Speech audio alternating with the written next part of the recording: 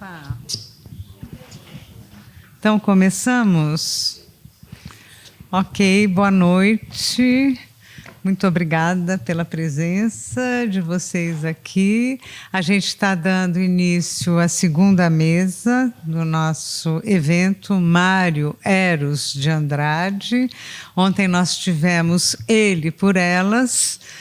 E hoje nós temos Ele por Eles, nessa segunda mesa, que eu dei o título 350 mais um, né? Porque eu acredito que nosso foco aqui em Mário, ele está contemplando assim, um Mário pouco conhecido, um Mário a mais, né, dos 350. E é uma alegria imensa, então, poder contar com os nossos convidados. Eu queria avisar que, em função da Covid, um dos nossos convidados, que é o Marcos Antônio de Moraes, do IEB, não está vindo. Ontem a gente também não teve a presença da Verônica Stiger, pela mesma razão, hoje do Marcos. E nós, então, estamos contando com muita alegria com o Zular como palestrante também, né? Roberto Zular, da USP, junto com o André Botelho, da UFRJ, e quem vai mediar a mesa é o Jurandir Valença. Então, com certeza, vamos ter trabalhos bem produtivos. Então, eu queria chamar os três. Jurandir Valença, diretor aqui da Biblioteca Mário de Andrade.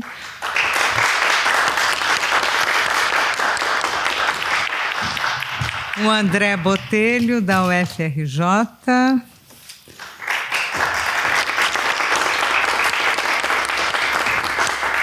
E o Roberto Zular, da USP.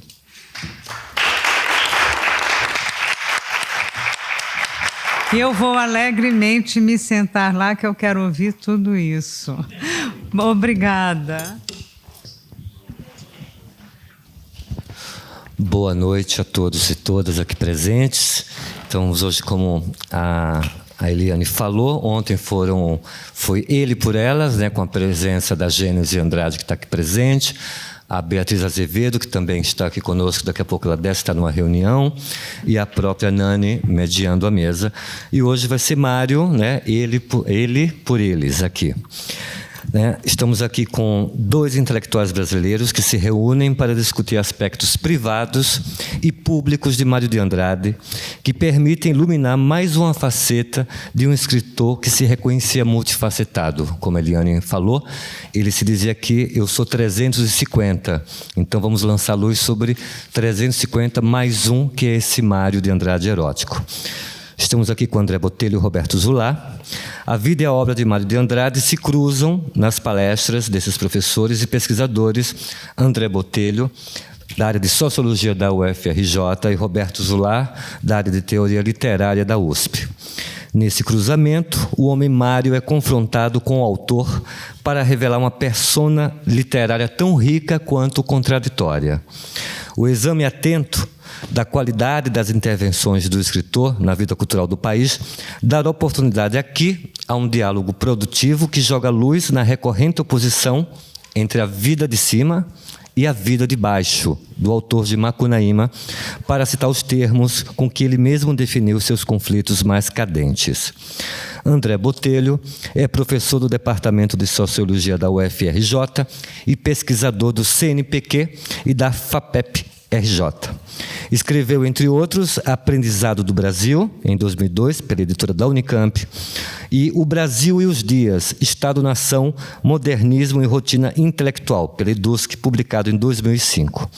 Organizou, entre outros, um enigma chamado Brasil, 29 intérpretes e um país, pela Companhia das Letras, em 2009, e a Agenda Brasileira, também pela mesma editora, em 2011. Ambos com Lilia Schwartz. Publicou ainda De Olho em Mário de Andrade, pela mesma editora Companhia das Letras, e, com Maurício Ross, O Modernismo como Movimento Cultural, pela editora Vozes, este ano. Roberto Zular é professor de Teoria Literária e Literatura Comparada na USP, juntamente com Álvaro Faleiros, que é um grande amigo particular meu, tradutor do Apollinaire, do Valéry, do Mallarmé, e Viviana Bose, que vai estar aqui, eu vou aproveitar o ensejo, a Viviana Bose vai estar aqui em breve, em homenagem a Teus Pés, da Ana Cristina César, que vamos homenageá-la. Então, Zola organizou o livro Sereia de Papel, Visões de Ana Cristina César, em 2015, e com Cláudia Amigo Pino, Escrever sobre Escrever, uma introdução crítica à crítica genética, em 2007. Organizou também o livro Criação em Processo, Ensaios de Crítica Genética, em 2002. Desde 93, dedica-se aos escritos de Paul Valéry e sua recepção entre os poetas brasileiros, o que o levou ao estudo da poesia moderna e contemporânea, especialmente quanto às relações entre corpo, linguagem, historicidade, ritmo e voz.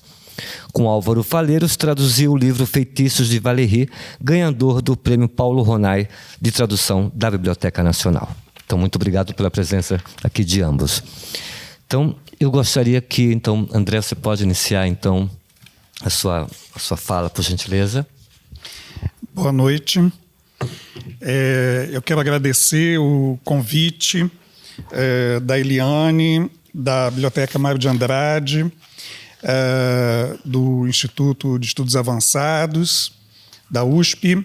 Para mim é uma grande alegria voltar à Biblioteca Mário de Andrade, para falar de Mário de Andrade, para conversar sobre Mário de Andrade. Enfim, uma alegria voltar, que essa é a minha primeira viagem depois da pandemia. Eu estou muito feliz que ela esteja sendo para a Biblioteca Mário de Andrade, para esse ciclo, enfim, que celebra e discute esse livro bárbaro que a Eliane Nani está lançando. É uma alegria, enfim, estar nessa sessão com vocês, Jurandir, Zolar, enfim, estou muito feliz com essa, enfim, oportunidade. Eu comecei a conversar com a Nani esse ano, enfim, num seminário que tivemos virtual sobre, enfim, o tema da erótica em Mário de Andrade, que ela, enfim, com essa seleta, faz uma espécie de rastreamento de presenças e de silêncios eloquentes e levanta hipóteses muito convincentes sobre a transversalidade da erótica na obra do Mário de Andrade, né? Eu acho que é uma...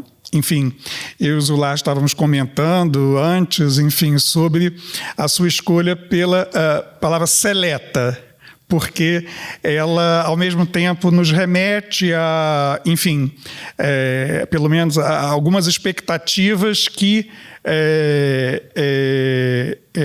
talvez sejam, enfim, mais neutras, vamos dizer, quanto à temática, né? E mais do que uma temática, a meu ver, você consegue, de fato, mostrar a transversalidade dessa questão no Mário de Andrade, né?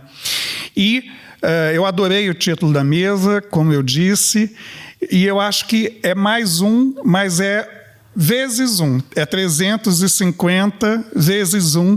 Eu acho que é isso que você está mostrando, e com o seu, enfim, o brilhante ensaio de apresentação e com a seleção propriamente dita que você faz, que, de fato, enfim,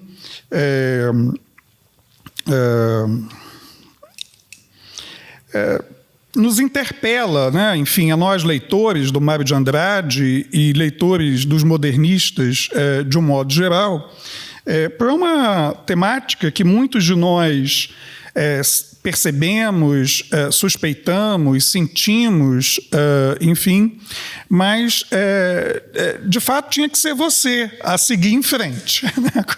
E você fez, enfim. e eu acho que é um percurso que marca a recepção do Mário de Andrade e do debate sobre o modernismo, né? Eu também me sinto assim fiquei muito feliz de ver no ensaio que abre a Seleta, a ponderação, enfim, que como crítica literária você faz sobre a diferença entre autor e homem, né? Enfim, e obra. Quer dizer, o que está te interessando são as tensões entre esses termos, né? Então, eu gosto demais dessa abordagem, né? Eu me senti muito à vontade para, portanto, ler, enfim, a Seleta, entendendo exatamente que o que importa aí são essas tensões. E, sobretudo, o fato de que você sugere, enfim, como eu disse, de modo muito convincente, a meu ver, que não se trata de um repertório temático, mas de algo que é parte da própria experiência que se inscreve na obra, ou seja, erótica como forma, né? Então, também é uma dimensão que é muito importante, me parece, para colocar um tema, enfim, tão relevante quanto esse, né? Enfim, eu fiquei lembrando, Nani, que a abordagem que você forja, ela é bastante Mário Andradiana, ela, enfim, também tem um diálogo, uma emulação com o próprio Mário, o que é muito rico, né? Enfim, e lembrei da definição que o Mário fez ao seu projeto, seu grande projeto de escrita, né? Que naturalmente não aconteceu, enfim, que ele define, enfim, estou me referindo, claro, na pancada do Ganzá, né, que ele define como, enfim, uma abordagem namorista, né? Enfim, como se sabe, é um livro que depois a Oneida Alvarenga publicou, né, em que o Mário, enfim, pretendia reunir uma abordagem sobre a cultura popular, em particular a nordestina, né? E essa perspectiva para lidar com a cultura popular, essa abordagem namorista, ela é extremamente importante, né? Ele definiu no prefácio que ele chegou a escrever, mas o livro ele não publicou o livro, né? Enfim, como ele dizendo, esse é um livro de amor, né? E ele diz, né, Deus me livre de negar que a ciência seja, por sua vez, fenômeno de amor, mas conhecer, no sentido de decidir da verdade, é verbo que me assusta um bocado. De maneira que dou ao verbo conhecer um sentido, se não mais humilde, pelo menos mais namorista, para falar como o caipira. Então, essa abordagem namorista, ela facultaria um tipo de compreensão da cultura popular, que é o tema, baseado na empatia, né? Numa espécie de comunicação intersubjetiva, citando Mário, na capacidade de ouvir e aceitar o povo. Eu completaria / o outro, né?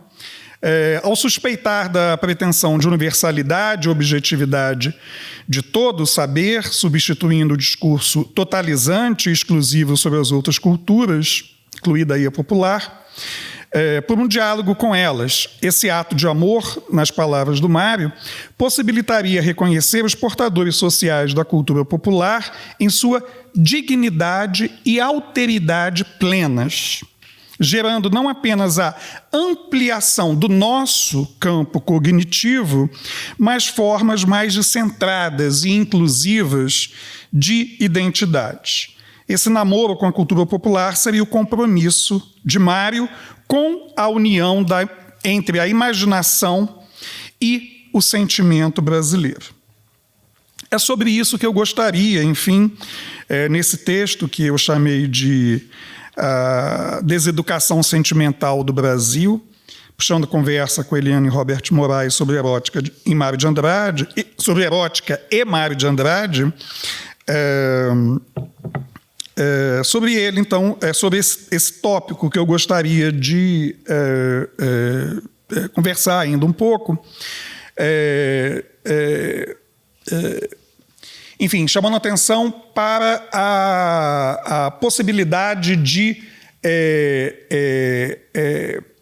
ampliar sentimento para incluir erótica, né?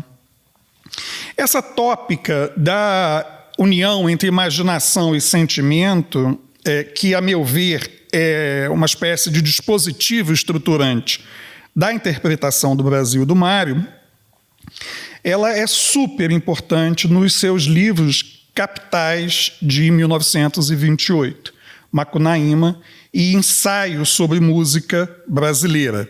E não, né? Agora, recentemente, a professora Flávia Toni nos restituiu, né? Porque o livro foi, enfim, divulgado e editado como ensaio sobre a música brasileira, quando, na verdade, é ensaio sobre música brasileira. E esse artigo faz toda a diferença, naturalmente, né? Mas, enfim, essa tópica da união entre imaginação e sentimento é muito central nesses livros capitais do Mário. Mas ela tem um dos seus momentos mais, enfim, emblemáticos, sobretudo no início da correspondência dele com Carlos Drummond de Andrade, ainda em 24, como reconheceu o próprio Drummond 20 anos depois, em 1944, quando ele publica o artigo Suas Cartas. Esse artigo mostra com clareza, a meu ver, como Drummond soube apreciar, bastante cedo, o projeto epistolar mário-andradiano e os sentidos pedagógico e sacrificial assumidos nessa prática de si, como, aliás, nos mostra o livro do Marcos Antônio Moraes. Diz Drummond, cito: "Vejo moço no fundo do poço. Vejo moços no fundo do poço, tentando sair para a vida impressa e realizada. Como falam, como escrevem, como bebem cerveja. Aquilo, digo eu, que o poeta afirma ver ao debruçar-se em 44, à beira de um poço de 19 anos de profundidade, lá embaixo, em 24, é claro, a sua própria juventude. Mas não apenas ela, mas a juventude, né? Como diz o Drummond, os nomes mudaram, porém os moços continuam existindo na literatura, amando-a e fazendo dela um valor humano. Por que xingar os moços de literatos? O que há de melhor neles é a literatura, ou seja, a vida fantástica, que aperfeiçoa e cristaliza a vida cotidiana. A literatura que ajuda a viver e que tanto permite sair da vida como entrar nela."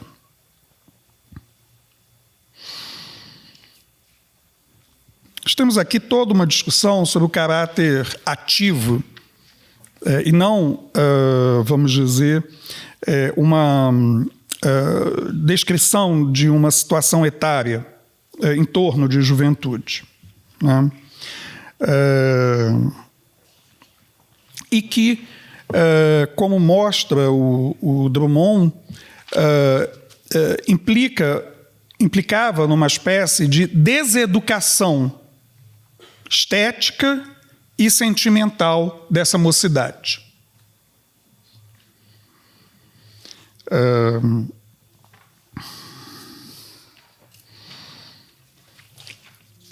É contra um destino que é tão emblemático na geração anterior, cristalizada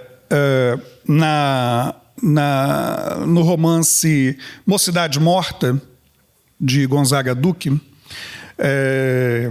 a geração, né, enfim, dos insubmissos que morreram antes de lutar, né, é contra esse destino que a ação pedagógica do Mário se desenvolverá para a geração, aquela que se tornaria a geração modernista mineira e outros jovens, né? Logo na primeira carta ao Drummond, respondendo uma carta do Drummond, a primeira carta do Mário, como sabemos, de 22 de novembro de 24, o Drummond diz para ele, né, o Brasil não tem atmosfera mental, não tem literatura, não tem artes. Tem apenas uns políticos muito vagabundos e razoavelmente imbecis e velhacos. E recorria, na sequência, às afirmações do escritor, político e diplomata Joaquim Nabuco, feitas no capítulo 3 de suas memórias, Minha Formação, que foi publicado em 1900, de que, cito o Nabuco, o sentimento em nós é brasileiro, mas a imaginação é europeia. E que o novo mundo, para tudo que é imaginação estética ou histórica, é uma verdadeira solidão. Irônico, como quase sempre, e também algo maldoso, o Mário não hesita em observar ao Drummond em sua carta. Você fala na tragédia de Nabuco, que todos sofremos. Engraçado, eu há dias escrevi numa carta justamente isso, só que de maneira mais engraçada de quem não sofre com isso. Dizia mais ou menos: o doutor Chagas descobriu que graçava no país uma doença, que foi chamada moléstia de Chagas. Eu descobri outra doença, mais grave, de que todos estamos infeccionados, a moléstia de Nabuco. É preciso começar esse trabalho de abrasileiramento do Brasil. Enfim, essa ideia de moléstia de Nabuco é crucial, a meu ver, nessa conversa, porque ela vai ser uma espécie de justificativa moral para a ação modernista de abrasileiramento do Brasil. Aqui, a juventude conclamada pelo Mário deveria se entregar dionisiacamente, e não apenas de modo racional, apolíneo. Mário buscava reconciliar sentimento e imaginação na e da experiência brasileira, cuja consecução passava, se não pela diluição, por uma aproximação criativa. Na verdade, por uma recriação das relações entre erudito e popular. Enfim, eu digo que há certa maldade na expressão do Mário, né, moléstia de Nabuco, porque talvez ela não corresponda ela não precisa e nem precisa corresponder exatamente às intenções do Nabuco ao formulá-la, né? Mas o que é importante é como o Nabuco faz uma espécie de polaridade entre natureza e história, e sentimento e imaginação, né?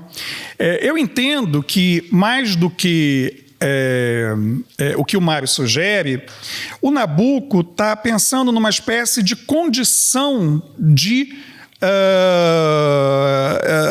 desterro, porque na sequência do capítulo ele diz: quando estou lá na Europa, na civilização, me falta o sentimento, o que eu tenho aqui. Quando eu estou aqui, me falta a civilização. Então, é uma espécie de desterro que depois, de condição de desterro, que receberia muito a atenção anos depois do Sérgio Buarque de Holanda, enfim, especialmente, mas de outros autores ligados ao modernismo também.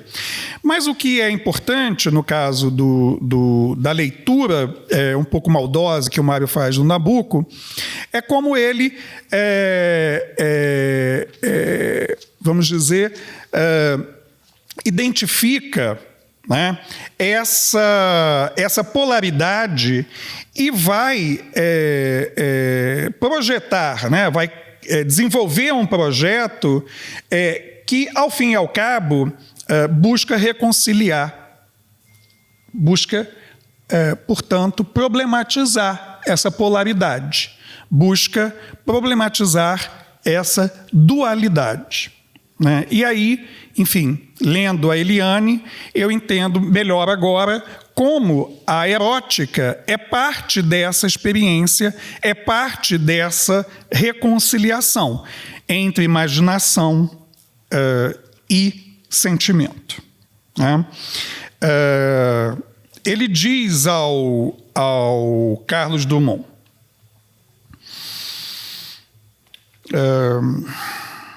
que parece ao Mário, enfim, muito embotado, vamos dizer, de literatura francesa, né? E ele diz: tudo está em gostar da vida e saber vivê-la. Só há um jeito feliz de viver a vida: é ter espírito religioso. Não se trata, ele logo esclarece, de ser católico ou budista. Trata-se de ter espírito religioso para com a vida, isto é, viver com religião a vida. E na explicação que ele vai oferecendo ao jovem Drummond, ainda não que não era um poeta impresso ainda, né, só vai estrear em 30, né, com alguma poesia, ele diz: olha, eu gosto de viver, nenhuma manifestação da vida me é indiferente. Eu tanto aprecio uma boa caminhada a pé até o Alto da Lapa, como uma tocata de bar, né? Então, essa diluição, essa problematização dessa polaridade, dessa dualidade tão persistente na cultura brasileira, em especial da cultura letrada brasileira, entre sentimento e imaginação, e esse lugar que a erótica assume em viver com religião a vida, né? O Mário vai lembrar, enfim, do carnaval que ele passou no Rio, enfim, exatamente,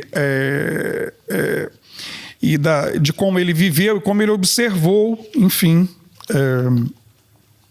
as pessoas vivendo com religião a vida, né? Essa espécie de, enfim, presença bem-vinda do corpo, né? Na resolução dessa dualidade, né? Ele diz para o Drummond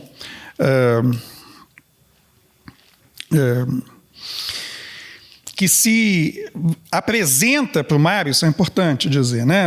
Ressaltar. O Drummond se apresenta para o Mário como esse, encarnando uma espécie de racionalidade hipertrofiada, né? E o Mário diz: que diabo, estudar é bom, eu também estudo. Mas depois do estudo do livro e do gozo do livro, ou antes, vem o estudo e gozo da ação corporal.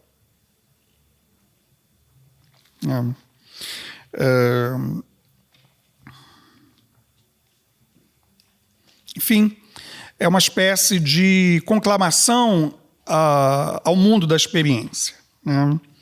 É muito interessante como o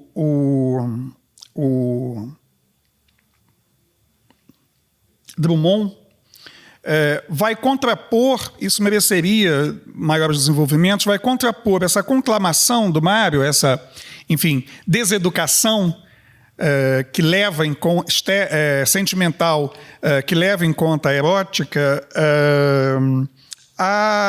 enfim, as ondas metafísicas, aos modismos metafísicos, como do Graça Aranha, enfim, contemporaneamente, né? Por fim, eu fico pensando, né, como, enfim, estudioso do que se convencionou chamar de interpretações do Brasil, né, enfim, essa interpretação, né, enfim, que o Mário vai forjar, em particular essa abertura, né, enfim, em relação à cultura popular, que enfim, abertura que tem todas as ambiguidades do seu tempo, mas que, sem ser anacrônico, na qual é preciso ressaltar um descentramento e uma crítica ao eurocentrismo da cultura brasileira, que ainda é uma crítica muito potente, enfim, hoje, né?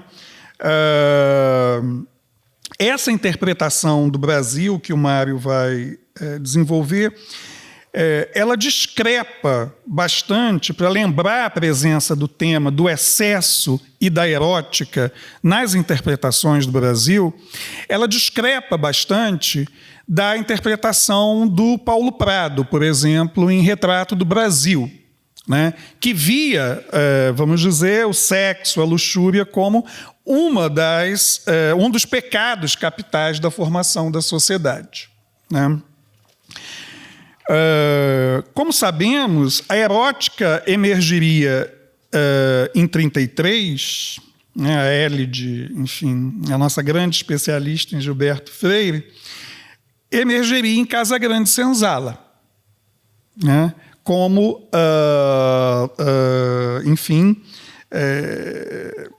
de modo, inclusive, enfim, um dos aspectos mais censuráveis no contexto de recepção de Casa Grande, né? Enfim. O que eu acho particularmente interessante é que não é, né, enfim, essa relação que se consuma com o popular, né, e que passa por essa mediação heurística da erótica, ela não é, enfim, nem vamos dizer, um pecado capital, né? Quer dizer, responsável pelo nosso atraso, enfim, uma espécie de estigma, né? Como no Paulo Prado, mas ela também não é, como será no Gilberto Freire, em 1933, uma discussão sobre diversidade desconectada de desigualdade. Eu acho que o Mário tem essa particularidade que precisa ser ressaltada, né? E o fato dele ter sido um dos autores que mais buscou problematizar tanto as fronteiras entre erudito e popular, a meu ver, indica justamente isso, que ele não pensou a diversidade desconectado da desigualdade. Sua atuação conhecida no Departamento de Cultura, enfim, mostram esse movimento de democratização da cultura, entre outras iniciativas, né? Eu entendo que ele se mostrou atento às relações, né, enfim, da diversidade com processos duradouros de desigualdades sociais na sociedade brasileira, o que é bastante diferente de Gilberto Freire. E o que é mais importante, a cultura, em Mário, não é uma unidade expressiva homogênea, ou o que eu enfatizo, um campo de consenso e de reconciliação, como é, em grande medida, em Gilberto Freire. Mas ela é antes um campo de tensão e de conflitos em aberto. É uma noção de cultura que pressupõe a democratização da cultura. Por isso é um campo de conflito aberto, por isso é um campo de tensões. Em suma, e já me desculpando pelo tempo tomado, eu entendo que esse aspecto da erótica, que agora eu leio a partir da Eliane no Mário de Andrade, ela, enfim, tem consequências para a gente repensar essas interpretações do Brasil em geral e a interpretação do Brasil do Mário em particular. O que eu tentei fazer aqui, enfim, foi conectá-la a esse projeto modernista mais amplo de reconciliação entre sentimento, agora eu digo, erótica e imaginação, né? Combater o mal, a moléstia de Nabucco, e, enfim, se o tema estava presente no contexto intelectual, como mostram tanto Retratos do Brasil, Retrato do Brasil, que também é de 28, e Casagrande Senzala, de 33, o Mário tem essa erótica tem uma posição, enfim, muito diferente do Mário em relação a esses autores que eu estou trazendo para essa conversa, né? É claro que eu tenho em vista, enfim, posso voltar, se for o caso, a isso, a discussão sobre a cultura popular, como muito mais uma discussão de política de reconhecimento do que de colecionismo romântico, enfim, e que de alguma forma se consuma, né, Eliane, né, Nani, no amor do Mário pelo Chico Antônio. Mas isso aí vai ficar para a gente conversar na rodada carioca desse lançamento. Muito obrigado, parabéns pela belíssima e importante realização.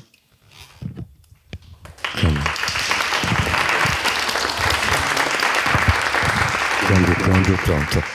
Obrigado aqui pela sua fala. Eu queria só comentar algumas coisas quando você fala da tensão, né? Porque no seu texto, na sua fala, existe esse Mário que é 350, que é fraturado, multiplicado, dissimulado, né?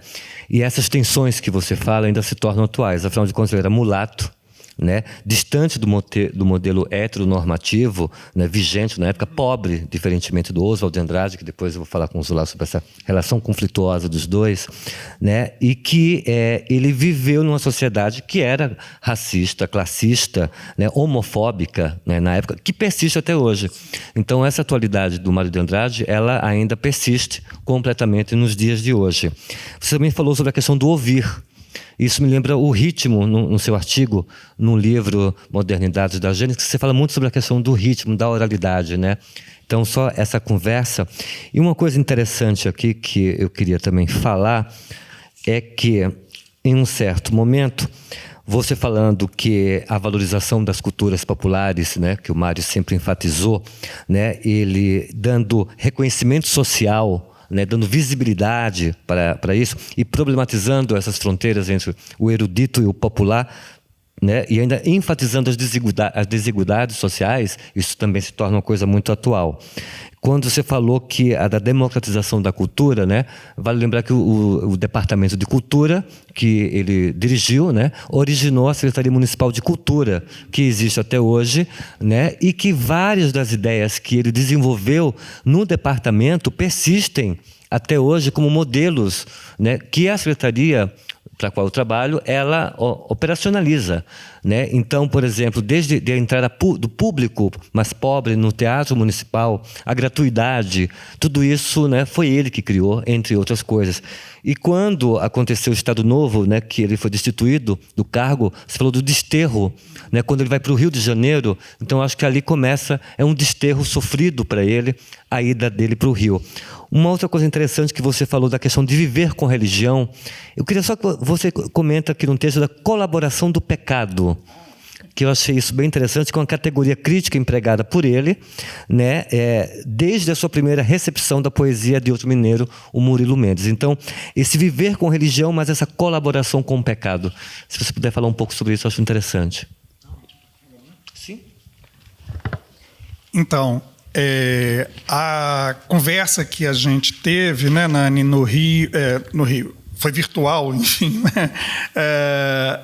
Foi exatamente nessa direção, né? Enfim, porque eu estava trabalhando com, enfim, o episódio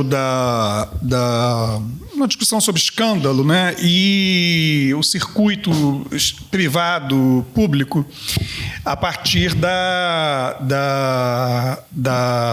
enfim, cabeça do Cristo de Trancinhas, do Brecheré, que o Mário compra, né? E que é um episódio doméstico, de crise doméstica, que leva a enfim, a formalização do que ele vinha escrevendo, que seria Pauliceia Desvairada, que, enfim, é um grande escândalo público, né? Enfim, que vai ter, né, a participação nos movimentos culturais, como, enfim, eu e o Maurício discutimos nesse livro que lançamos recentemente, ela, enfim, ela também tem motivações, mas ela também tem custos desiguais, né?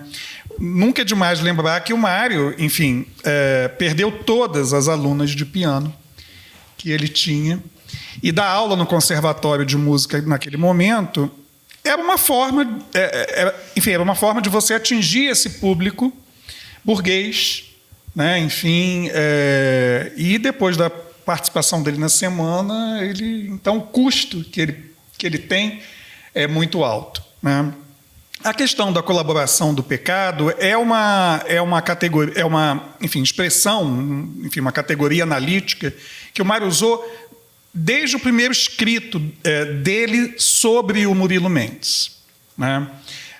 Que, enfim, poeta que se converteu ao catolicismo numa conversão muito marcada também pelo excesso e por uma erótica, enfim, envolvendo, enfim, a conhecida, né, o pintor Ismael Neri, que foi o conversor do Murilo. O Mário quer, com isso, chamar a atenção para algo que, enfim, nem sempre é verdade, mas, às vezes, quando a gente fala dos outros, a gente está falando da gente também, né? E eu acho que é um pouco isso. A colaboração do pecado, quer dizer, essa sacação que o Mário tem tão cedo sobre o papel da erótica, da estética e do catolicismo no Murilo, também é uma forma dele falar sobre ele, né?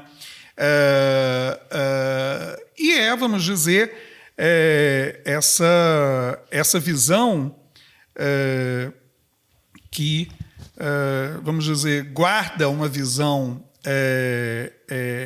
teológica particular, de matriz mais franciscana, enfim, por meio da qual, mais uma vez, se afirma a alegria de viver e de viver com os riscos, né? Enfim.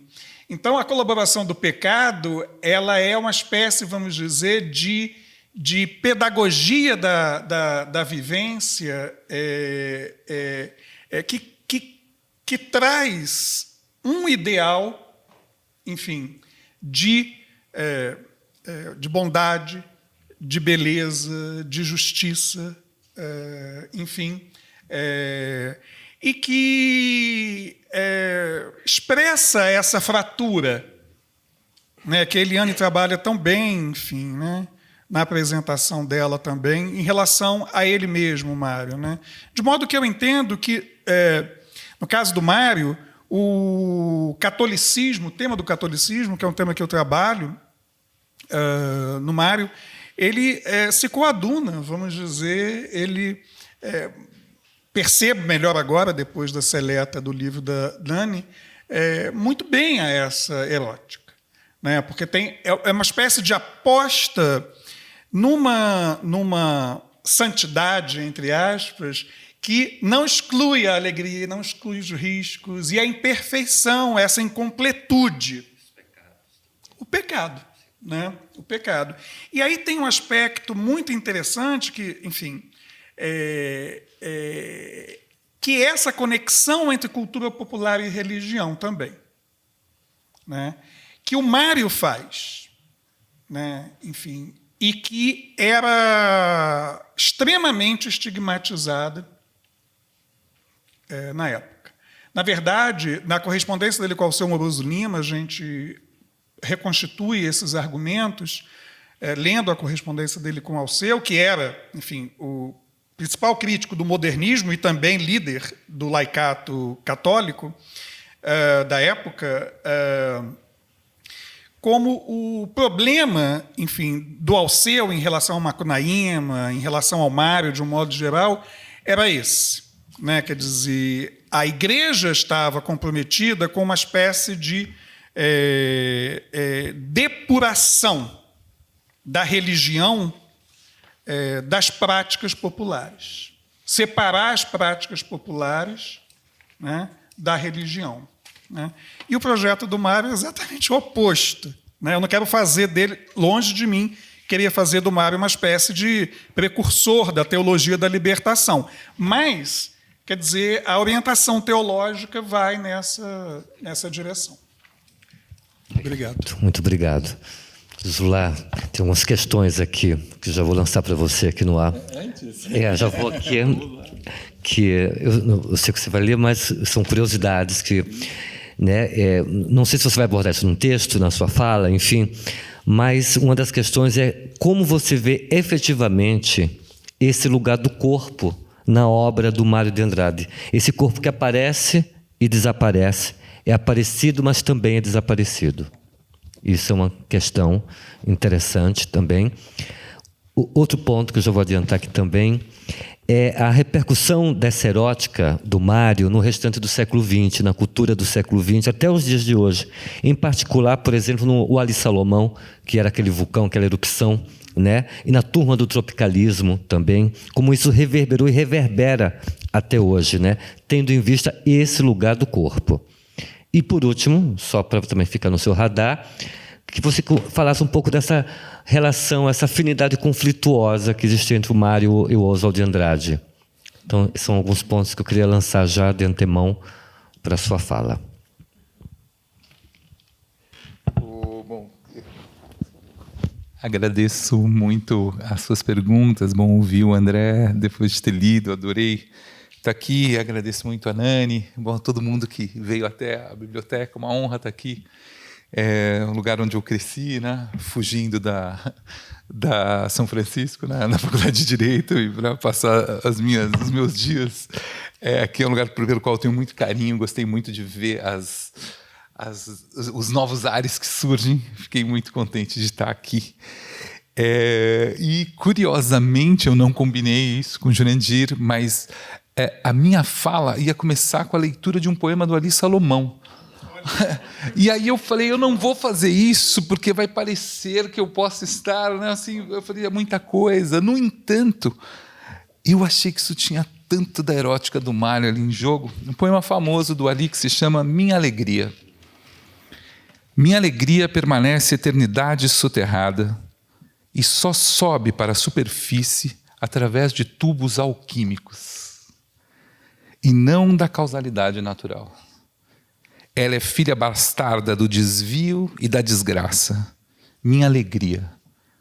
Um diamante gerado pela combustão como rescaldo final de incêndio.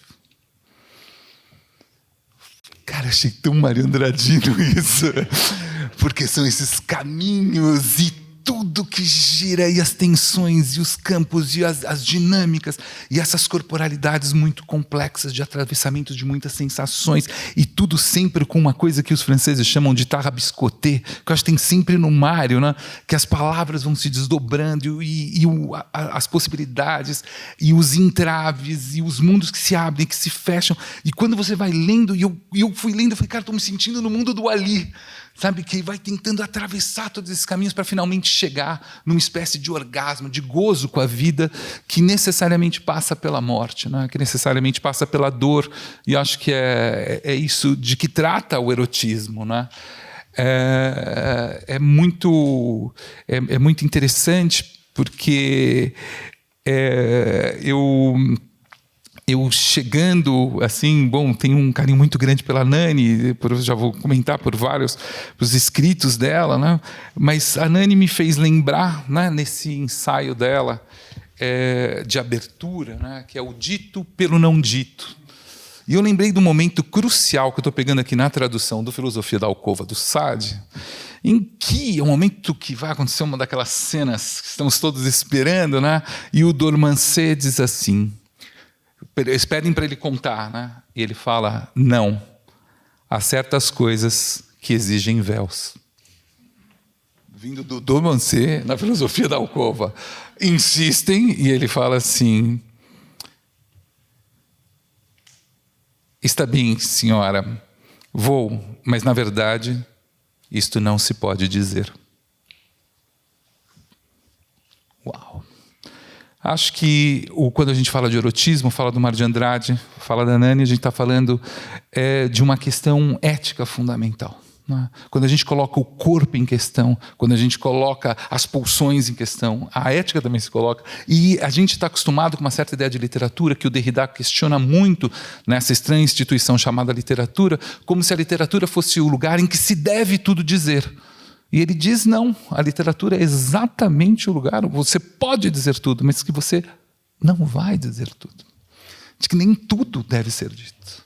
Quer dizer, e a dificuldade de trabalhar com isso, a dificuldade de lidar com esse espaço ético, dessa passagem do público ao privado, do popular ao erudito, do corpo à cultura, da zoé, essa é uma palavra importante, do corpo nu, a bios, que é o corpo político. Essas são passagens muito importantes. E eu adianto aqui uma coisa que foi muito importante na minha formação, permitam-me uma pequena anedota, mas eu lembro tinha um MTV, a MTV tinha um programa que chamava Na Cama com Bia, ou seja, com Babi. E tinha um psicólogo, o Jairo Bauer, e eles o Jairo Bauer, acho que era, e convidam o Ney Matogrosso para uma cena. E eu estava lá, menino, assistindo, era uma sexta-noite, eu acho que era, e tal, e obviamente, daqui a pouco tá o Ney Matogrosso, liga um menino e fala, olha, eu estou me sentindo muito atraído por outros meninos, eu queria saber. Aí a Babi fala, cara, você tem que experimentar, vá lá, né? O Jairo Bauer fala, é isso mesmo, cara, se permita, não sei o quê. E aí, Ney, o que você acha? E o Ney muda completamente o tom da conversa e diz, cara, eu acho que isso vai ter tantas consequências na sua vida. Esse é um ato que envolve tantas questões éticas e tantas questões políticas, envolve, sobretudo, tanta responsabilidade, que eu acho que você deveria fazer isso com o máximo de consequência possível. E o programa acabou.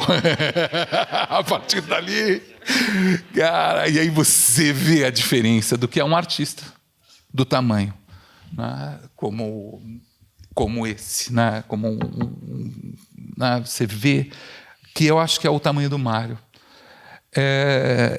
O Jorge Schwartz falava que, quer dizer, é muito difícil a gente entrar nesse mundo. Eu venho de uma pesquisa muito grande do Paul Valéry, as cartas dele com Pierre Louis, que gay assumido, enquanto Regide, gay assumido. Se vocês leem as cartas, um pouco de uma maneira desavisada, assim, quer dizer, eles eram os três grandes amigos, que se aproximaram do ciclo do Mallarmé, é uma história muito interessante, contada de muitas maneiras, e realmente você acha ali que você tem digamos assim, é o que nós hoje identificaríamos digamos, com um tipo de enunciação, com um tipo de discurso que seria gay. Cara, no entanto, você vai pegando todas as outras cartas e você começa a ver que isso se repete em todos os lugares. Que existia uma coisa chamada amitié amoureuse. Existia um espaço ali que envolvia muitas vezes pessoas do mesmo sexo, mas que era uma erotização da palavra e das relações que faziam parte do modo de viver da literatura, daquela virada do 19 para o 20. Então é muito difícil, é isso que o George Schwartz falava, a gente entender as dinâmicas próprias de cada momento e as possibilidades, extensões, a capacidade de responder à altura, né, a esse momento. Acho que o livro da Nani ele vem para mostrar, para exatamente mostrar o tipo de resposta que, dentro daquelas condições de temperatura e pressão, né, que não são as nossas, né, era possível o Mário responder. Né? Eu gosto muito do livro, porque eu comecei não gostando do livro, né? E eu falei, puxa, eu falava assim, falava, puxa, mas eu comecei a ler, eu falei, mas não é possível que a Eliane fez uma seleta, sabe, de coisas do Mário. Eu comecei a ler o primeiro capítulo, eu falei, mas cara, o segundo, quando chegou no terceiro, eu acho que você teve a mesma impressão, né? Ou a gente já trocou uma figurinha. Eu falei, caramba, ela está aqui produzindo um campo de tensão invisível na obra do Mário, porque isso tudo está muito disperso. E quando você começa a trabalhar nesse campo de montagem, começam a se produzir esses tubos alquímicos do poema do Ari Salomão. Então esse é um livro que trabalha os tubos alquímicos desse erotismo extremamente profícuo, profundo, extremamente ético e político, que está em jogo na poética do Mário de Andrade. E eu achei muito interessante, né, porque eu achei o seleta erótica, que eu acho que tem uma ironia nesse seleta, né? Óbvio. Ele é uma espécie de filho híbrido, uma espécie de filho, eu não sei se bastardo, depois você poderia falar com a gente, uma espécie de ciborgue nascido do casamento da antologia de poesia erótica brasileira com o corpo descoberto. Quer dizer, de fato ali, o poema e narrativa, de fato ali, toda a questão dessas formas complexas, né, pelo qual a erótica vai encontrando seus caminhos na literatura brasileira, te colocaram num problema que uma hora você tinha que juntar mesmo. Depois é um pouco sobre isso que eu vou falar, né, sobre a potência disso. E eu vou pegar isso a partir de um ponto que é exatamente o que você falou, quer dizer, que eu venho pesquisando, a questão da forma difícil. Basicamente, a ideia é que tanto a oralidade quanto a gente achou que a métrica era o problema, que a forma era o problema, e que a oralidade era um campo muito simples. Quanto mais a gente estuda, né, o Fernando Paixão está aqui, tem trabalhado muito essa questão da oralidade, quanto mais a gente chega na oralidade, mais a gente vê o quanto ela é problemática também. O quanto falar na língua do povo não é uma coisa que se faz assim, puxa, então falei na língua do povo, então isso está dado. E como agora chegamos, basta falar como o povo fala, atravessar essa fronteira do erudito e nós pronto, resolvemos o problema. Cara, não, o problema se acirra. Então, a minha fala vai um pouco nesse sentido. E é, portanto, tentar pegar dois pontos de poética que me parece que o livro da Nani amarra a partir do erotismo. Né? O primeiro deles, vocês me permitam ler aqui, porque eu acho que tem tudo a ver com o livro, gostaria que estivesse na seleta erótica, mas é muito teórico, talvez. Mas é a abertura da escrava, que não é Isaura, que é o primeiro grande tentativa de construir uma poética do Ari Salomão. Agora você me deixou, né? Você me deixou meu inconsciente trabalhando do nosso querido Mário de Andrade. Parábola. Começo por uma história, quase parábola. Gosto de falar por parábolas, como Cristo. Uma diferença essencial que desejo estabelecer desde o princípio. Cristo dizia, sou a verdade. E tinha razão. Digo sempre, sou a minha verdade. E tenho razão. A verdade de Cristo é imutável e divina. A minha é humana, estética e transitória. Por isso mesmo, jamais procurei ou procurarei fazer proselitismo. É mentira dizer-se que existe em São Paulo um igrejó literário em que pontifico. O que existe é um grupo de amigos independentes, cada qual com suas ideias próprias e ciosos de suas tendências naturais. Livre a cada um de seguir a estrada que escolher. Muitas vezes os caminhos coincidem. Isso não quer dizer que haja discípulos, pois cada um de nós é o Deus da sua própria religião. Voltaremos ao debate. Vamos à história. Então agora ele vai contar a história. E Adão viu Yahvé tirar-lhe da costela um ser que os homens se obstinam em proclamar a coisa mais perfeita da criação: Eva. Invejoso e macaco, o primeiro homem resolveu criar também. E como não soubesse ainda a cirurgia para uma operação tão interna quanto a extraordinária que tirou dali, quanto aquela outra, E como não soubesse ainda uma cirurgia para uma operação tão interna quanto extraordinária, tirou da língua um outro ser. Era também, primeiro plágio, uma mulher. Humana, cósmica e bela. E para exemplo das gerações futuras, Adão colocou essa mulher nua e eterna no cume do arará. Depois do pecado, porém, indo visitar sua criatura, notou-lhe a maravilhosa nudez. Envergonhou-se. Colocou-lhe uma primeira coberta, a folha de parra. Caim, porque lhe sobrassem rebanhos com o testamento forçado de Abel, cobriu a mulher com um velocino alvíssimo, segunda e mais completa indumentária.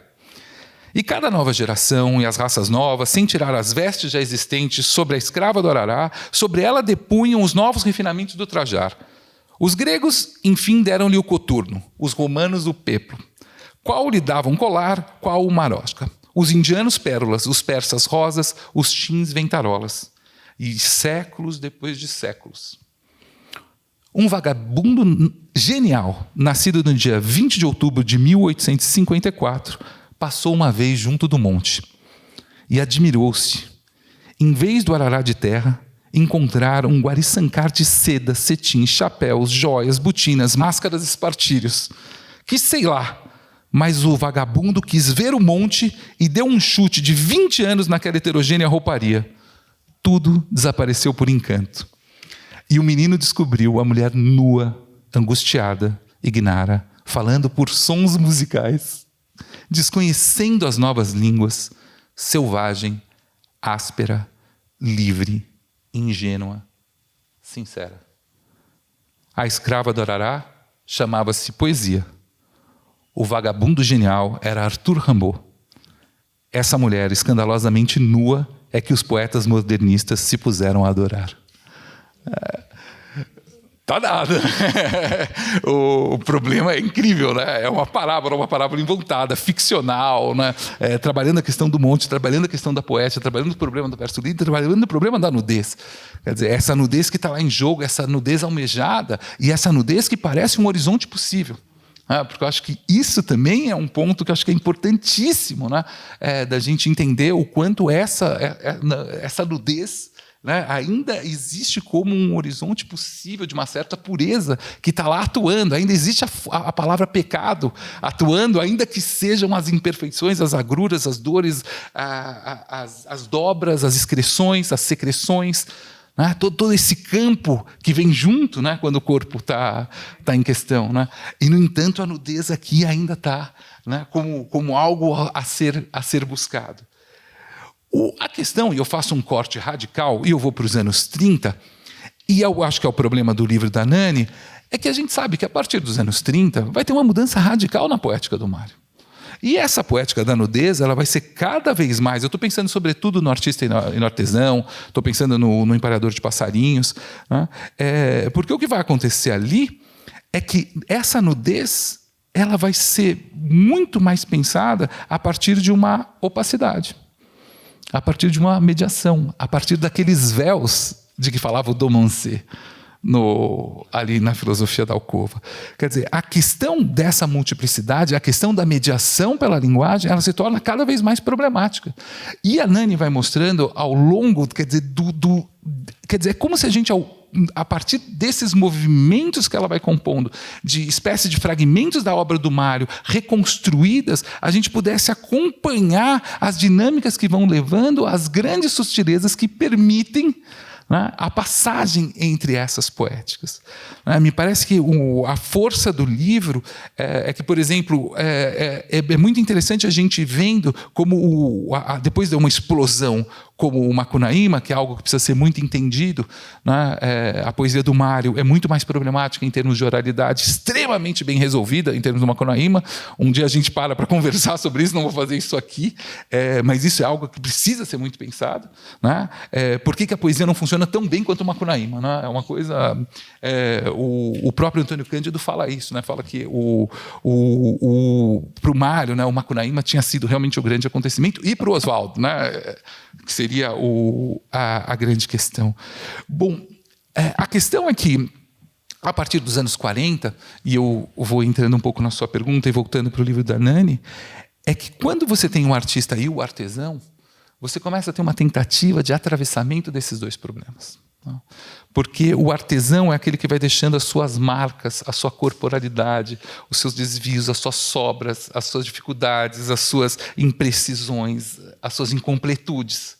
Né? E o artista é aquele do objeto acabado, da forma pronta. E parece que ao longo, o que a Nani faz ao juntar isso a partir dessas dinâmicas temáticas é mostrar como esses mundos estão lá numa obra que se constrói realmente ao longo de 40 anos. É lindo ver isso. É lindo ver a longevidade, sabe? Isso que ela chama da espera, da perseverança, né? Esse tempo em suspensão que é fundamental para o erotismo, né? É muito difícil pensar em erotismo numa sociedade imediatista como a nossa, né? É muito difícil pensar em erotismo quando a gente vive num país absolutamente pornográfico, né? Nesse momento que nós vivemos em que tudo deve, né? Tudo deve aparecer, tudo deve ser dito, e que de repente existem sutilezas ali a serem consideradas. Então, esses dois momentos, né, da poética do Mário, que me parecem que de algum modo atravessam o livro da Nani, ele coloca um ponto. É como se, de alguma maneira, a seleta erótica, que não é seleta, mas erótica, e que faz um jogo de montagens, ela estivesse juntando de maneira abrupta os dois Mários que estão o tempo todo se debatendo, encontrando caminhos, o que eu chamei de buracos de minhoca, né? Essa coisa, não sei se vocês já viram esse termo, né? Os buracos de minhoca são termos de astronomia, né? Que você entra num buraco de minhoca, você sai numa outra dimensão. E o livro da Nani é assim, porque você passou de um para outro, você está em outra dimensão, outro tempo, outra articulação, né? E esses buracos de minhoca que não deixam de ter a sua metáfora erótica, claro, aqui no nosso campo. Mas o que é importante, eu acho que o que fica muito bonito da leitura a contrapelo desses textos é que aquela alternativa infernal da poesia brasileira, que vem da discussão com o Sérgio Buarque de Holanda entre espontaneidades, construção, voz escrita, nudez, opacidade, corpo, práticas simbólicas, cultura, né? Zoé, bios, vida interna, vida pública, começa a ficar mais atravessada e mais mediada. Porque o problema todo aqui seria como é que você faz a mediação entre essas esferas. Esse é o ponto difícil. Esse é o ponto que não está dado, esse é o ponto que teoria nenhuma dá. Esse é o ponto que o artista precisa ser artista para bancar o que ele mostra e o que ele não mostra. Para bancar esse jogo, né, de sedução que ele vai construir. E aí que eu vejo que ficou muito claro para mim, sobretudo na leitura do prefácio, né, que está em jogo sempre uma dualidade interna, né, de dois corpos. Que o André já falou, né, o corpo do artista e o corpo do imaginário. Importantíssimo, né, saber que o corpo não é um só. Né? Você tem corpos, né, são corpos. Você tem duas vidas simultâneas, dois estômagos, uma duplicidade interior, contradições sustentáveis, que vão produzindo na sua tensão. O que me parece é que quando você não trabalha, quando ele vai abrindo mão dessa unicidade de achar uma solução e uma resposta ao problema, e ele passa a habitar esse espaço entre esses corpos, uma temporalidade começa a surgir, e é isso que, à medida que a gente vai lendo, isso vai aparecendo. E aqui que me parece muito importante, né? O livro pode parecer escatológico, né? Pode parecer que tem uma questão com as secreções, né? com as excreções, mas, no fundo, eu acho que acaba girando muito em torno daquilo que, dentro da teoria psicanalítica, né? É a teoria das pulsões. E esse caráter pulsional, ele tem a ver com os buracos, que particularmente é o momento que eu mais gosto da seleta.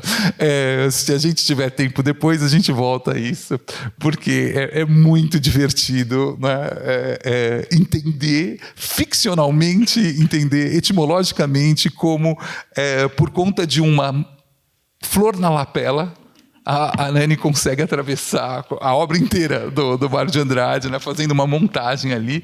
Eu adoraria parar nisso, não vai dar tempo, mas talvez na volta. Mas eu acho muito interessante, porque vai ter toda uma construção que é impossível o leitor juntar. Quer dizer, aquilo tinha que ter sido juntado mesmo, você lendo um texto atrás do outro, para sacar que o problema dos buracos é um problema fundamental, né? E a dinâmica desses buracos, né? Então, para mim, me pareceu muito interessante, porque são esses buracos, né? É o ouvido, é a boca, é o ânus, é o olhar, né? Esses são os campos, essas aberturas do corpo que vão criando essa dinâmica pulsional e uma dinâmica erótica. É essa abertura do corpo. E o que é interessante é que o Lacan fala, as pulsões, a gente só sente as pulsões porque a gente está dentro da linguagem. Isso que é muito importante.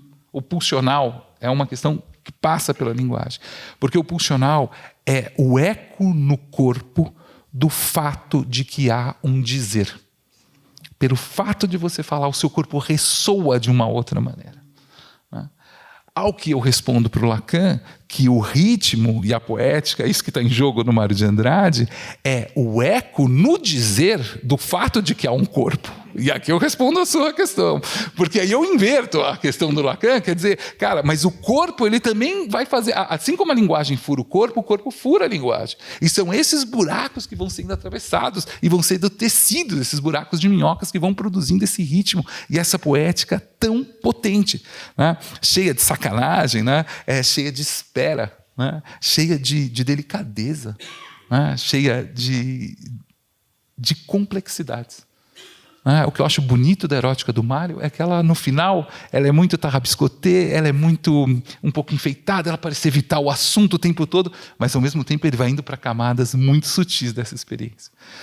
Então, na ideia, né, que está por trás disso, a ideia de sequestro, né, enquanto recalque e sublimação, né, que é o ponto que vai estar em jogo, quer dizer, a gente teria que falar de um artista recalcado, e não é o que acontece, mesmo porque ele tem uma teoria para falar de que não é recalque, que é o sequestro, e ele singulariza isso, e é muito interessante. Eu não vou ter tempo de fazer, mas eu ia voltar para a interpretação dos sonhos, porque é um momento que poucas pessoas leem, mas é onde o Freud explica claramente que o que ele está falando de como interpreta sonhos é exatamente o que o Schiller faz na poesia. E ele explica que as dinâmicas pelas quais, por exemplo, você passa por uma rima, obriga o seu inconsciente a se abrir de uma outra maneira. Entende? Que é como uma associação de ideias. E ele usa a poesia como exemplo para falar desse campo de sobredeterminações. Ou seja, de que nunca a linguagem está num campo só. Ela é sempre atravessada por muitos corpos, por muitas culturas, por muitas possibilidades, por muitas experiências. E permitir que essas experiências venham à tona, me parece que é uma das coisas que me chamou muito a atenção, que aí eu também gostaria de ouvir um pouco vocês, mas uma coisa é você viver o drama da ambiguidade, mas aparece que num determinado momento, e é isso que a seleta mostra, é quando o Mário passa a viver a potência da ambiguidade. E esses são os grandes momentos do Mário. Quer dizer, é que você colocou muito bem. Quer dizer, é você viver isso como uma potência, né? Viver isso como realmente como uma possibilidade, né? E aí, para mim, o que é, de longe, a parte dessa poética mais interessante do livro é que, na medida em que você começa a trabalhar essa potência da ambiguidade entre o dizer e o dito, em que você sai da questão do moralismo, da necessidade de se afirmar, que é uma questão que não é uma questão daquele momento, não vamos voltar a isso tudo, ao controle oficial da obra do Mário de Andrade, que é um outro problema, quer dizer, tem outros problemas que estão aqui. Mas como vai acontecendo no interior da seleta? Até onde eu pude ver, quer dizer, o que é interessante é que essas complexas derivas do homoerotismo do Mário de Andrade se expandem para a obra inteira dele. E esse é o ponto. É muito mais potente do que você ir lá e falar, sabe, da questão da homossexualidade. Não, porque na medida em que isso vai se espraiando e você passa a ler aquilo e percebendo o quanto essas imagens derivativas são potentes em muitos e muitos âmbitos. Né? E eu diria mais, mostra como uma dimensão homerótica, ela está em todos nós, ela parte de uma psique, sabe, de todos nós. Acho que o homerotismo é uma parte constitutiva de todo mundo. Eu não acho que o homerotismo seja só uma questão da homossexualidade, acho que o homerotismo, nós somos atravessados disso. E acho que o Mário está tentando trazer, eu não diria esse universal, mas essa universalidade, essa capacidade de ser atravessado por outras experiências, de transformar essa experiência habitável por outras pessoas. Que isso é difícil de ensinar, pelo menos para os meus alunos, né? É falar, cara, eu leio poesia porque eu quero atravessar a experiência do outro, porque eu quero trabalhar, eu quero que a minha potência corporal ela seja atravessada por outras experiências, eu não preciso necessariamente me identificar com elas para poder vivê-las. Então o Mário está, na verdade, tentando atravessar esses 350, e aí eu amei também. Mais um. E é engraçado porque o mais um é o Mário erótico, mas o mais um é continue você. Eu sou 350, você vai ser o 351, você vai ser o 352. E você abre para essa possibilidade, porque é isso. Nós estamos em variação, nós estamos criando complexidades, nós estamos criando esse nó rítmico. Sabe, essas questões, elas exigem, elas são a religião de cada um, elas são o modo pelo qual cada um de nós é capaz de atravessar essa multiplicidade de possibilidades e de erotismos que nos constituem. Então, isso me pareceu fascinante, porque isso deu uma extensão, quando parecia estar reduzindo a questão, né, pelo recalque, na verdade, através do sequestro, está multiplicando a questão e dando a ela uma dimensão que é muito potente, como eu pude ler pela primeira vez agora. Agradeço muito a Lani por isso. Né? É muito bacana. Depois, agora já vou terminar. Acho que eu teria mais algumas coisinhas para falar, mas uma última, porque eu queria reverberar um pouco o André, porque é muito interessante esse movimento que você apontou, que tem uma tentativa de fazer um juízo, né? E que se transforma num jogo, numa brincadeira. É muito legal isso. Depois tem uma tentativa de fazer ciência, que vira amor. Tem uma tentativa de etimologia, que vira palavrão. Uma tentativa de gramatiquinha, que vira poética. Cara, eu comecei a ver que esse movimento é muito do Mário. Quer dizer, é muito essa duplicidade, quer dizer, em que você vai tendo um atravessamento mesmo de possibilidades, em que o conhecimento, no final, ele se torna amoroso. Em que a poesia vai se tornando ela mesma erótica, ela por si mesma, pelo tesão de se haver com as palavras, pela delícia de que ele mesmo vai se envolvendo, ele quer controlar, mas ao mesmo tempo, quando ele perde o controle, vem a melhor parte. E esse movimento parece ser extremamente constitutivo da erótica do Mário. A gente poderia conversar mais sobre isso. Para terminar, eu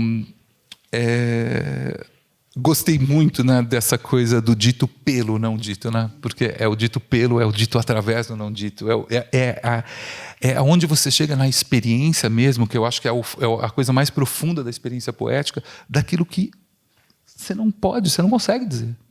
A experiência poética, até onde eu consigo vivê-la, é exatamente essa possibilidade de colocar em palavras aquilo que as palavras não podem dar conta. Não é simples isso, porque você precisa dar, né? Você só tem as palavras para dizer aquilo que as palavras não podem, aquilo que está para além delas. E na medida em que esse espaço se abre, em que não é uma questão de dizer ou de assumir ou de não assumir, mas é uma questão realmente de você chegar nesse lugar da indiscernibilidade, nesse lugar que é do puro erotismo, do que se mostra e do que não se mostra, nesse lugar da sedução. Sabe, quando você chega realmente nesse lugar da indiferenciação, nesse lugar em que as coisas realmente não são claras, em que realmente as coisas estão ali tendo que ser apalpadas, tendo que ser sentidas, tendo que ser experimentadas. E eu acho que poucos, você falou sobre isso, né? Acho que o Mário estava o tempo todo falando, cara, quem é que chega até lá, né? E esse eu acho que fica muito forte, de uma lição mariandradina. Acho que a força da Nani foi conseguir calibrar, desde a introdução, o que é um moralismo institucional, estatal, homofóbico, como você falou, né? E o que é a complexa trama do homoerotismo no Mário. Eu acho que isso é separar isso, né? Como você falou, separar esses dois corpos e separar o que é da ordem da imaginação, e separar que essa imaginação é fundamental do erotismo também, né? O erotismo não diz respeito só a corpos físicos, né? Ele diz respeito a outros corpos. Então eu achei isso incrível e acho mesmo, tenho falado isso para os meus alunos, assim, eu acho que o jeito da gente responder à brutalidade desse mundo que nós estamos vivendo é realmente com sutileza, é com fineza, é com complexidade, é habitar as múltiplas tramas da linguagem, é mostrar até onde a linguagem pode nos levar. Sabe, eu acho que isso, de um modo crítico, sabe, é a maneira mais interessante que a gente pode, como críticos literários, de estar no mundo, de estar à altura de responder à violência polarizada em que nos metemos e expandir ao infinito os campos de possibilidade do erotismo do Mário de Andrade. Obrigado, Nani.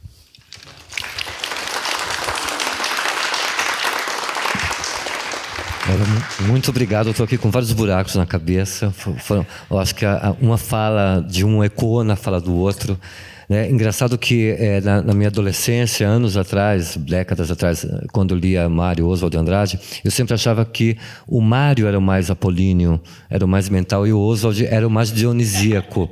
E isso muda completamente. Parece que a obra do Mário é uma obra, são um palimpsesto. São corpos, são esferas, são véus que você vai descortinando e permanecem a ser descortinados até hoje.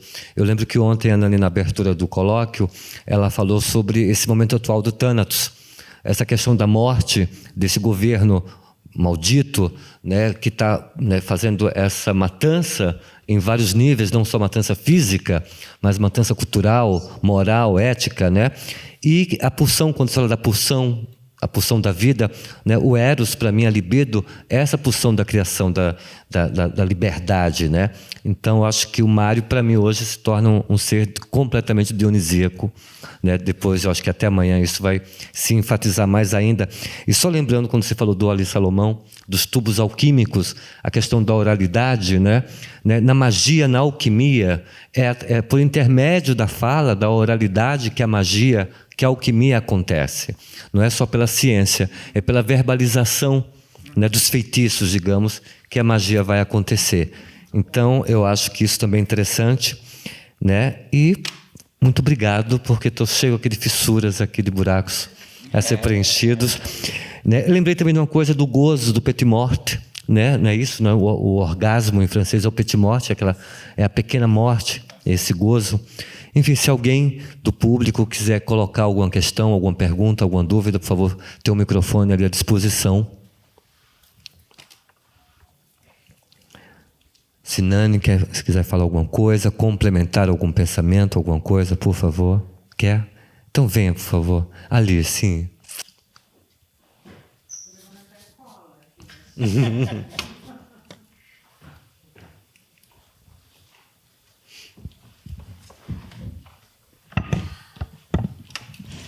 Bom, colaborando aí no pecado, estou emocionada de poder ouvir esses dois intelectuais fazerem a leitura desse livro, assim, uma leitura tão generosa, mas tão bonita, tão profunda, e que contém, assim, acho que mais uma meia dúzia de livros para a gente escrever junto, né?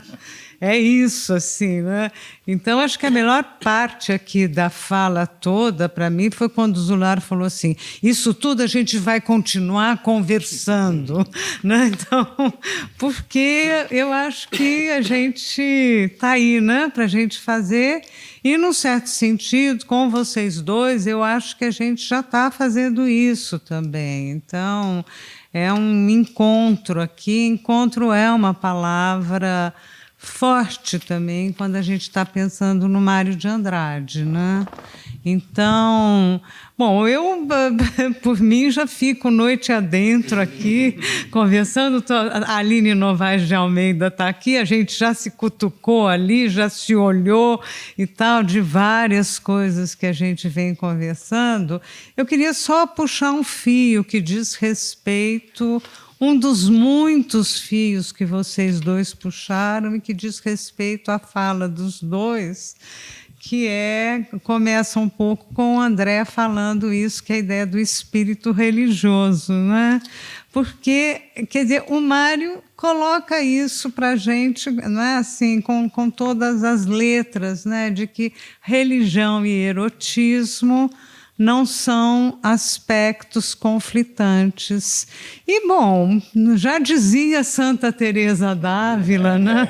Depois repetida pelo nosso Jorge Bataille, isso, né? Quer dizer, o Mário está dentro dessa linhagem, né? E que é uma linhagem aí, sim, quer dizer, imensa, que extemporânea, né? Quer dizer, ele tá ali e muito respirando sua própria época também nisso, né? Quer dizer, não é muito interessante que Macunaíma e a História do Olho sejam publicados exatamente no mesmo ano, né? Sem falar de tanta coisa a mais. Então, isso eu acho que é incrível. Eu penso que assim, algo, pelo menos que me bate, que une a fala de vocês, tem a ver com justamente a ideia de entrega, que é uma ideia erótica, né? Quer dizer, eu acho que entrega é uma palavra, e é um significante intenso, né? Dentro dessa discussão.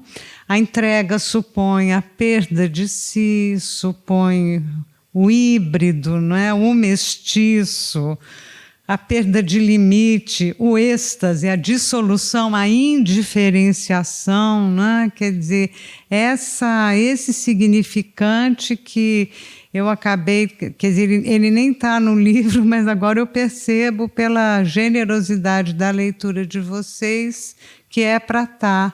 Então, um desses livros que a gente já vai fazer junto, entrega, né?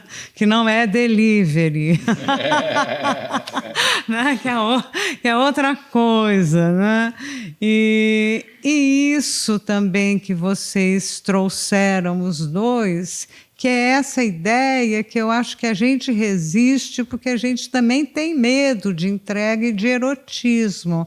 Mas é que a contradição, o conflito, né? Esta coisa difícil, né, Zular, trabalham e fazem algo que se parece obra, contudo que é provisório também, né?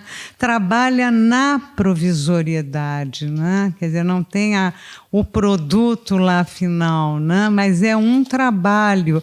E isso, para mim, hoje define um pouco o que é a obra do Mário, né? Quer dizer, este trabalho de entrega o tempo todo, né?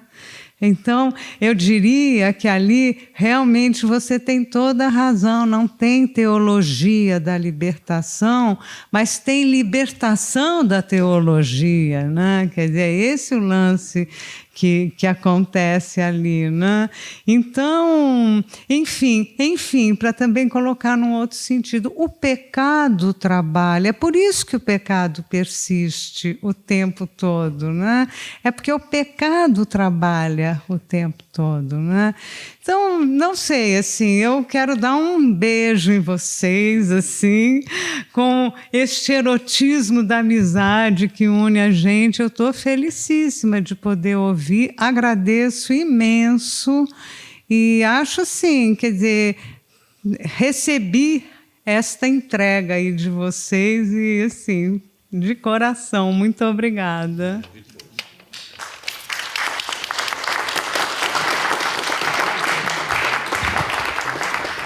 Estamos aqui nos finalmente, mas alguém quer comentar alguma coisa? Beatriz, Álvaro, Jorge, Gênese. Nossa plateia está muito seleta. Seletíssima, né? Somos nós. Então, acho que estamos por terminados, né?